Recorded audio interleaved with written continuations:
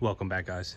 Today we have a 2024 SeaDoo RXT-X 325 that came in for a check engine light, and he also said he was missing out on some performance. Specifically, he was getting the check engine light P0171. Now, if you have a SeaDoo 325 and if you have had that 171 code, you know, or maybe you don't know, that is associated with your O2 sensor. There are a few other codes that may pop up, but I've noticed that P0171 is one of the most common ones, and it's basically just letting you know that something's going on with that O2 sensor stream. Now, on paper, 171 means that the system is running lean. Unless you have a fuel system issue, fuel pump issue, that is very unlikely the case. It's most likely just going to be a bad O2 sensor.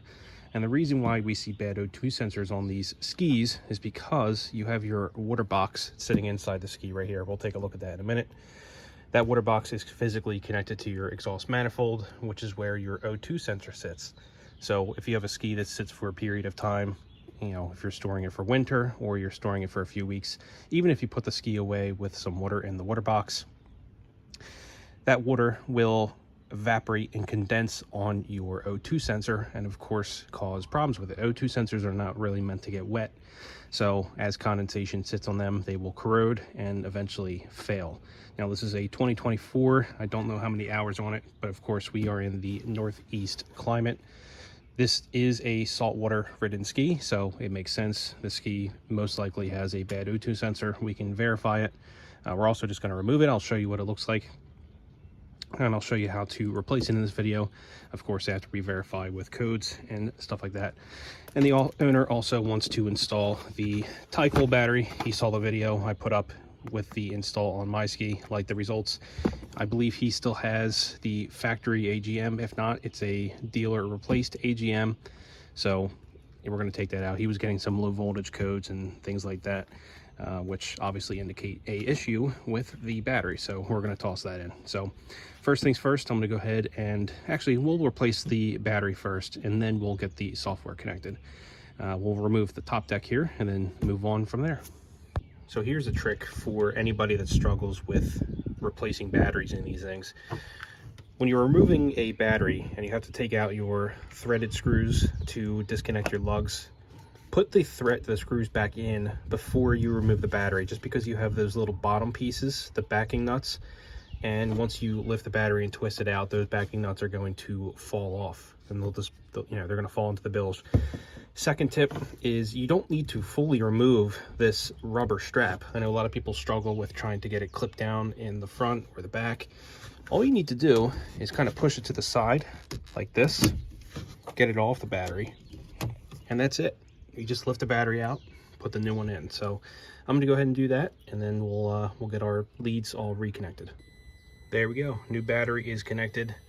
So we are good to go. I have the diagnostic interface connected. We are scanning the vehicle. Now, when I turn the ski on, we still have an active code. You can see it down there. We got the fault code beep. So we can see it from the cluster for active codes, but I want to see if there was anything that was previous or that has occurred. So once this comes up, I'll show you what codes we find. Okay, here is our codes, and you can see, I mean, right off the back, P0132, oxygen sensor fault. And then of course we have a lean code, system to lean at idle. Obviously, if our O2 sensor is not reporting the way it should, it's going to throw readings all over the place. So if you see anything that's indicating lean or rich or O2 sensor out of range, it could be, or most likely is going to be, something with your O2 sensor, which is this guy right there. Why is it not focusing? There it is. This is our O2 sensor, and you can see it comes right off of our exhaust manifold, and this is our water box. So I've seen this is a very, very common, especially after winter storage. Quite a few skis that I've worked on, because you know, you either put your ski away at the end of the year and you either don't winterize it, or you do winterize it, you have antifreeze in the exhaust, and even with revving the ski out, that fluid is still going to sit in the water box, and over time, just storage, that fluid will evaporate, it'll condense, it sits on your O2 sensor surface. But even just casual riding in general, I mean, you come home at the end of the day, everything is super hot in your exhaust. You put the ski away, that water will evaporate just from the temperature difference, and then it will condense on your O2 sensor, and over time it will fail. So luckily it is a very easy fix. Now unfortunately, this guy right here, I'll show you how to take this out. We're going to swap it. The BRP cost for the O2 sensor is $150, $160, something like that. There are some O2 sensors on Amazon that are compatible, and they cost a fraction of what the BRP cost is. It's around $60 or $70, I believe. If the customer is comfortable with it, I will install the aftermarket O2 sensors. I've actually done that probably 3 or 4 times now, and the skis are perfectly fine. I'm not sure what the long-term effect is. I always go with the OEM O2 sensors, unless they're on a budget or they're trying to cut cost or whatever, then we can do the aftermarket. So we're going to do a OEM O2 sensor on this SeaDoo. I'm actually going to go grab one real quick, and then I'll show you what it looks like. I'll show you how we need to replace it. Very, very simple. This is something you guys can do yourself without any real kind of specialty tools. I do have a specialty O2 sensor removal tool that I'm going to show you. You can get them super cheap. I believe the one I got years ago is still the same price on Amazon for like $20. But even then, if you didn't want to spend the money on the tool, you can do it with just a regular old wrench. It does not need to be anything special. So let me go grab a O2 sensor. We'll grab the tool, and I'll show you what we need to do. This is everything we're going to need, so I'll walk you through the process. This is the O2 sensor. For those of you that want to know, it is part number 707602926. I will, of course, list the OEM one in the description, as well as the aftermarket one that I've had success with in the past with customer skis, if you want to save a few dollars. Again, it's very, very simple to replace. If you are a DIY kind of person, you want to save about $100, you can definitely try the aftermarket one, and if it doesn't work, you just swap it out, no loss. This is commonly used with the Can-Am side-by-sides, which are turbocharged. So if you see a Can-Am O2 sensor, that's why. So this is our O2 sensor. It's a Bosch 4.9 wideband O2 sensor, and then our proprietary connection there. We're also going to need a 1/2-inch drive wrench, at least for this removal tool. If you choose to use this removal tool, again, you do not need to use this. It just makes it a lot easier, especially if your O2 sensor is kind of seized or stuck in there. Speaking of seized and stuck in there, the owner's manual or the service manual calls for silver anti-seize. You want to use silver because it's not going to corrode or cause any issues between the 2 different types of metal on your exhaust, especially being in saltwater or a marine environment. So if you have standard copper antifreeze or anything, I recommend you don't use that. Get yourself some silver anti-seize. It's not as common, but it's definitely available. So I'm going to use this removal tool. I'm going to bring it over to the O2 sensor. I'll show you how this guy works. The first thing we need to do is take our O2 sensor connection, which is this guy here, and disconnect this. There's just a push tab, and then it pops off just like that. Now we can take our O2 sensor removal tool, and we're just going to drop that in place over to the O2 sensor like that. So you can see that rest in place now. Then we'll take our 1/2-inch drive, lock it on there. Oops, try to get a better drive. And now we just need to twist to turn it off.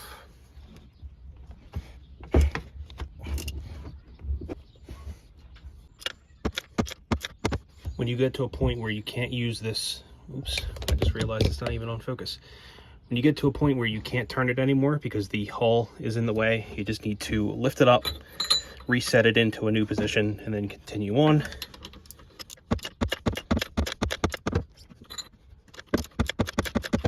You want to do that until it gets to a point where it's loose enough that you can try to unthread it by hand. So I'm going to try that now. This one was definitely on there pretty good. Usually they pop loose.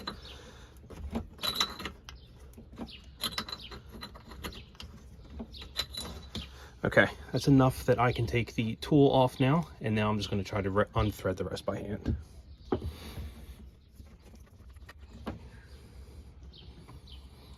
And Yeah, you can see this O2 sensor is pretty beat up. That is a lot of salt deposits. Those salt deposits will get into the sensor frame here, and then it's unable to read correctly. So that's when you'll get measurements all over the place. It can actually short the sensor inside. So this sensor is destroyed. I'm going to go ahead and prep the new one. And all we need to do is put a small amount of silver anti-seize on the threads here, and then we can reinsert it back into our hole. Here's our new sensor, and I just put some anti-seize on there. We can go ahead and thread this into the hole. And now we're just going to hand tighten it first.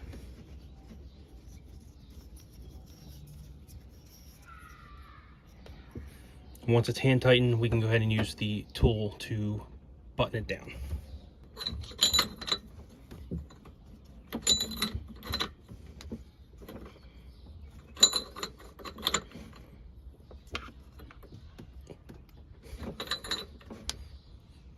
All right, so that's in there. We just need to use our 1/2-inch drive to give it a snug fit. Does not need to be torqued down there.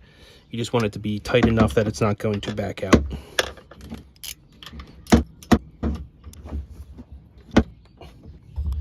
That's it for the tool. We can go ahead and slide that off like so.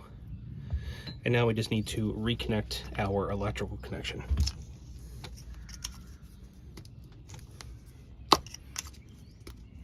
Make sure that clicks in place. Now I'm just going to get a zip tie to secure this to the harness here. Now that we have that reconnected, we just need to wake up the ski.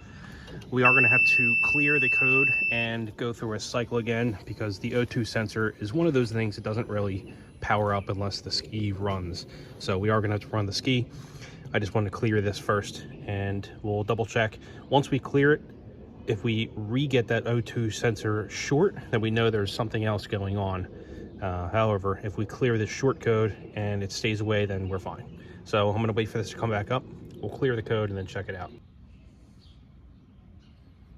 All right, let's go ahead and clear these. I'm going to do another scan. We'll see if that code comes back for the short. This will take a few minutes, so we'll let this run.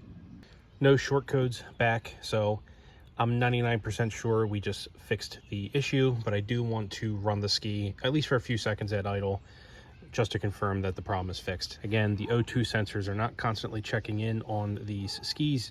They only really run and monitor when the ski is actually running. So I'm going to pull the hose off. We'll run that on we'll run the ski on the hose for like 30 seconds or so. See if we get that code coming back. If not, then we're all set. We're good to go. But let's go ahead and test it just to make sure. All right, let's go ahead and test.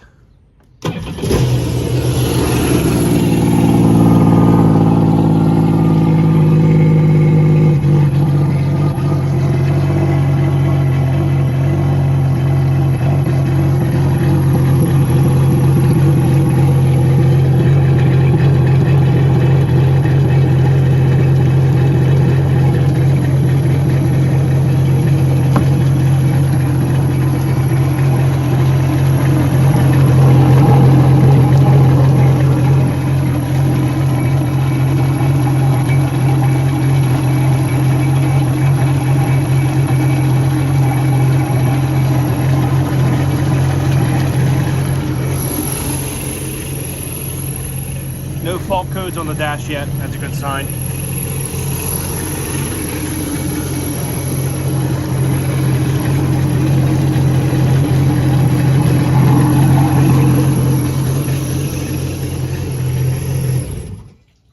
That test was good. So let's go ahead and wake this guy back up. We'll check for faults, see if anything appears, and if not, then we'll call it done. And there you have it, no fault codes. So there you go, we fixed the issue. It was just an O2 sensor. I imagine we're going to be seeing more of these as the skis age. It's just the nature of how things are. O2 sensors, this is a standard Bosch 4.9 wideband O2 sensor, like you would find in the automotive industry, and these are not really meant to get wet. Well, even if they're not getting directly wet, they're constantly being exposed to a very, very humid environment. That's why it's very important to winterize your skis if you're storing them, but to also properly care for your ski, because these things will go bad. not a terrible fix, very, very easy. Like I said, if you're doing this yourself, you absolutely can. You don't even need special tools. The special tools just make it easier, and they're not very expensive. This is something you could definitely do in less than 5 minutes of your time. You don't even need the specialty software. I mean, I cleared the code on here just because I wanted to see if the fault code came back immediately. However, these skis are designed in a way that if you fix a component, especially if it's an electrical component, it will resolve itself on the dash after you run the ski. So if we, when we replaced this sensor, we plugged it in, we woke the ski up, it still had the check engine light. That's perfectly normal. If you were to actually start the ski and run it for a few seconds, as long as you fix the issue, that code will go away. It just makes it easier to have the software to figure things out and just, make things a little quicker. So very easy fix. If you have a 325 and you are getting P0171 or any other O2 sensor related code, whether it's rich, lean, this is probably going to be the fix for you. Now, I do want to say that if your ski is running lean or running rich, that could be a range of other problems. You could have a injector issue, you could have a intake issue. There's a lot of different things it can be. It just so happens that I know just a few certain codes that if you are getting them, it's probably going to be your O2 sensor.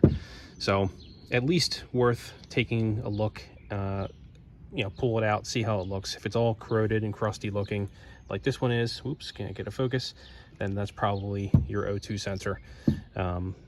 Obviously you can check other things. If it feels like your ski's not running right, if it feels like it's bogging or it's only running on 2 cylinders, you're probably going to get a rich code. That means one of your injectors is probably not firing correctly. In this case, when you don't have the O2 sensor providing feedback, the ski doesn't really go in limp mode, but it will severely cut back on performance.